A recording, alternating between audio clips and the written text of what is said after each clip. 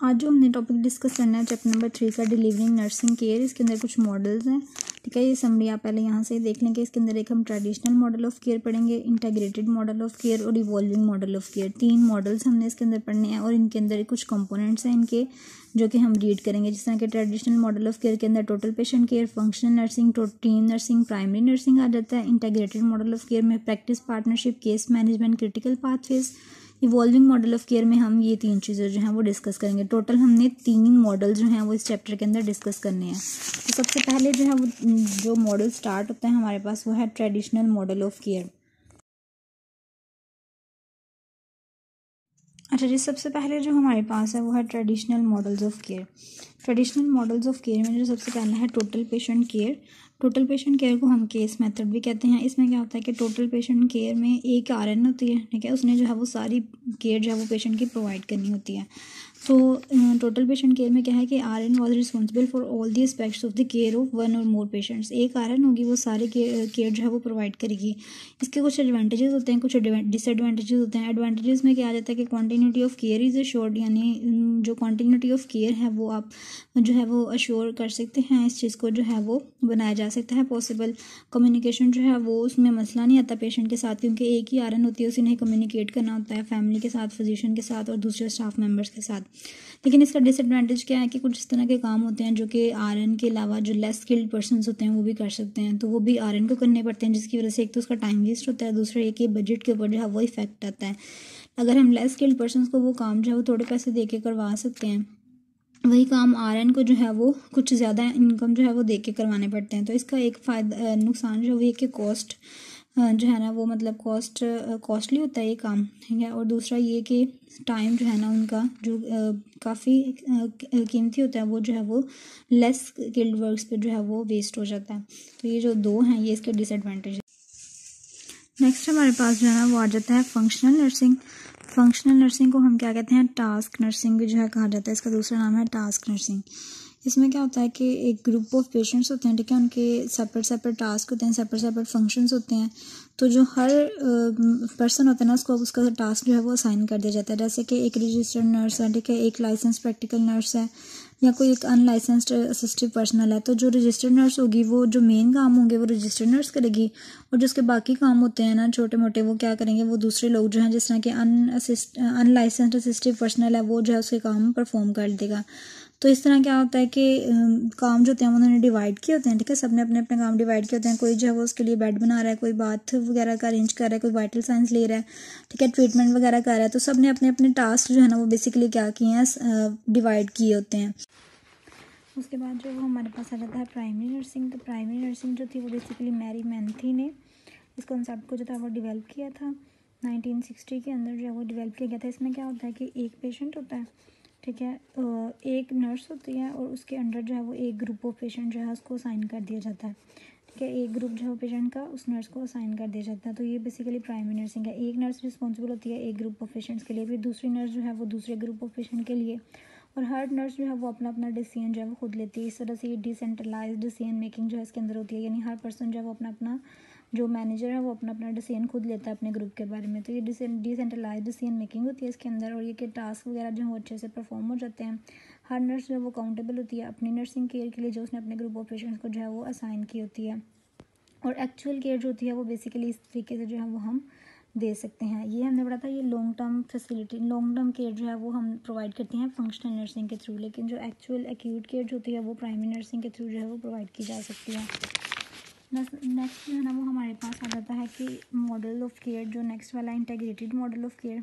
इसमें सबसे पहले जो है हमारे पास आता है प्रैक्टिस पार्टनरशिप। प्रैक्टिस पार्टनरशिप जो थी वो मैरी मैंथी ने दी थी 1989 में।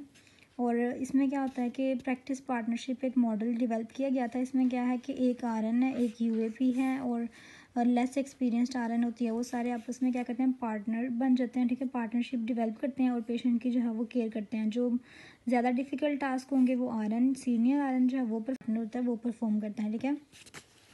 और जो रिलेशनशिप होता है सीनियर और जूनियर के दरमियान, वो एक साइनर्जिस्टिक एनर्जी जो है वो प्रोवाइड करता है, जिसकी वजह से पेशेंट की केयर जो है वो अच्छे से की जा सकती है। उसके बाद कहते हैं कि ये मॉडल जो है वो ज़्यादा इफ़ेक्टिव उनको समझा जाता है, ठीक है। और इसके अलावा है कि यहाँ से कि ऑर्गेनाइजेशन जो थी उसको 1990 में रीस्ट्रक्चर किया गया था, ताकि जो है वो प्रोफेशनल और नॉन प्रोफेशनल स्टाफ कैसे मिक्स होकर जो है वो पेशेंट की केयर प्रोवाइड कर सकते हैं। केस मैनेजमेंट मॉडल जो है कि इंटीग्रेटेड मॉडल ऑफ केयर की जो है वो दूसरी टाइप है केस मैनेजमेंट। केस मैनेजमेंट में CMS ने था ये इस्टेब्लिश किया था। CMS क्या है? Centre of Medicare and Medicaid services. इन्होंने जो था केस मैनेजमेंट का सिस्टम डेवलप किया था। केस मैनेजमेंट में क्या होता है कि पहले से ही जो है ना वो एक फ़िक्स्ड पे होती है। जो भी हेल्थ केयर प्रोवाइडर है ना उसकी पे पहले से ही फिक्स्ड है, वही पे जो है उसको मिलनी है, चाहे वो पेशेंट को जैसे भी जो है वो ट्रीट करता है या जैसे भी केयर प्रोवाइड करता है। तो केस मैनेजमेंट में जो है वो आफ्टर पेमेंट फॉर केयर, यानी पहले क्या होता था कि जितनी केयर प्रोवाइड करनी है ना उतनी ही पेमेंट मिलनी है, लेकिन अब जो है वो फिक्स्ड पे पहले से ही फिक्स्ड है। जितनी आपने केयर प्रोवाइड की है पहले से ही फिक्स्ड अमाउंट है वो आपको मिलनी है। पहले ये था ज़्यादा केयर प्रोवाइड की ज़्यादा पैसे मिलेंगे, कम केयर प्रोवाइड की कम पैसे मिलेंगे, लेकिन अब पहले से ही फिक्स्ड पे है। जितनी भी आपने केयर प्रोवाइड की है उसकी आपको एक फिक्स पे जो है वो मिलेगी। इसे कहते हैं cost based reimbursement to prospective payment model. Basically इसका नाम है प्रोस्पेक्टिव पेमेंट मॉडल, जिसमें पे जो है वो पहले से ही डिसाइड होती है। तो केस मैनेजमेंट में बेसिकली प्रोस्पेक्टिव पेमेंट मॉडल जो था वो रोल प्ले करता है।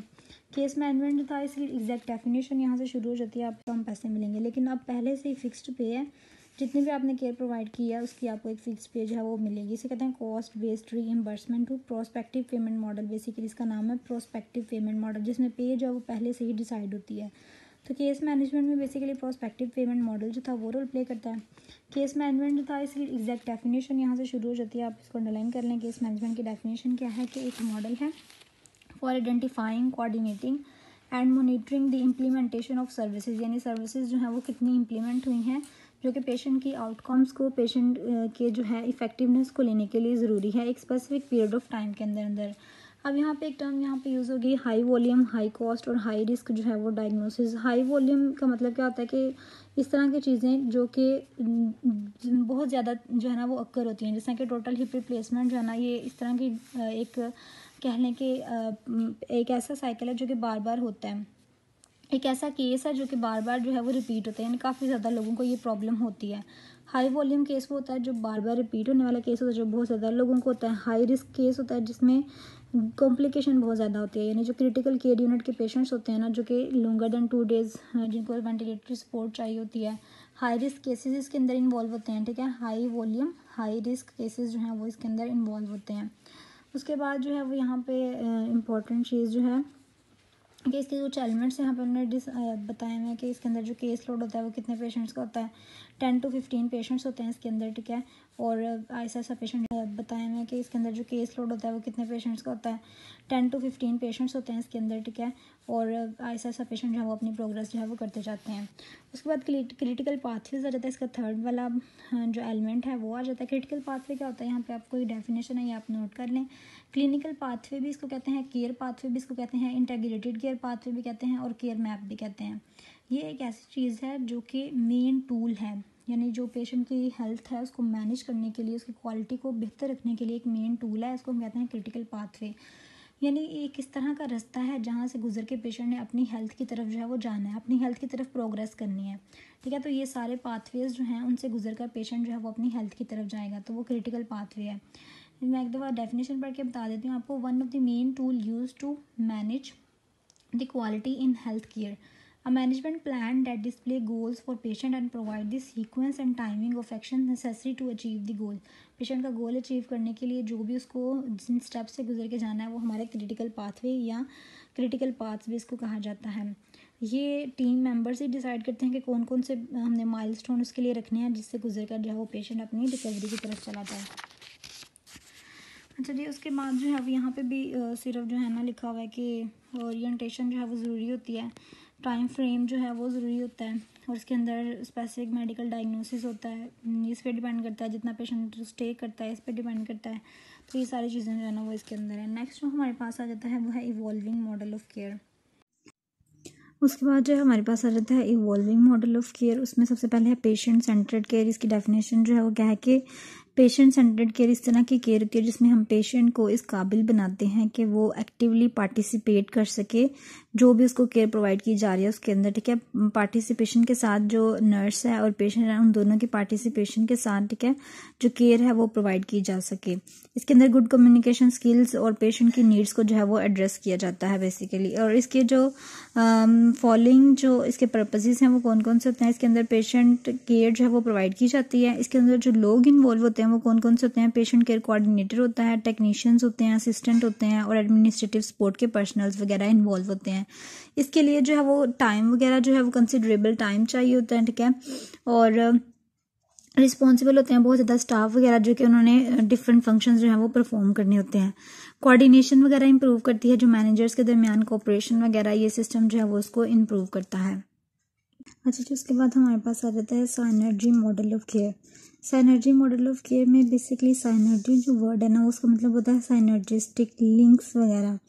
तो ये किस चीज़ को रिप्रेजेंट करता है। साइनर्जी मॉडल ऑफ केयर जो है वो एम्फसाइज करता है कि जो पेशेंट की नीड्स हैं और जो नर्स की कॉम्पिटेंसीज हैं वो आपस में अलाइन होनी चाहिए। यानी जो पेशेंट को जिस चीज़ की ज़रूरत है नर्स के अंदर उतनी ही कैपेबिलिटी उतनी ही एबिलिटीज़ हों कि वो उन नीड्स को जो है वो फुलफ़िल करे। अगर अलाइनमेंट होगी यानी अगर सेम मैच करती होंगी तो फिर ही वो पेशेंट की जो नीड है ना वो फुलफ़िल हो सकती हैं। तो ये बेसिकली एम्फसाइज करता है कि जो पेशेंट्स की नीड्स हैं और जो नर्स की कॉम्पिटेंसीज हैं वो आपस में अलाइन करनी चाहिए, आपस में मैच करनी चाहिए।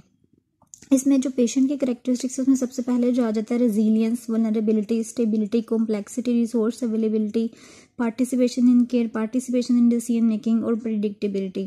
अब बेसिकली ये जो है ना ये पेशेंट की कैरेक्टरिस्टिक्स हैं, यानी पेशेंट में ये वाली चीज़ें होती हैं तो नर्स के अंदर ये वाली चीज़ें होंगी तो फिर जो है ना इनकी अलाइनमेंट अच्छी होती है। रेजिलियंस का मतलब क्या होता है। रेजिलियंस होता है कि पेशेंट के अंदर कितनी कैपेसिटी है कि वो दोबारा से अपना फंक्शन जो है वो रिस्टोर कर सकता है।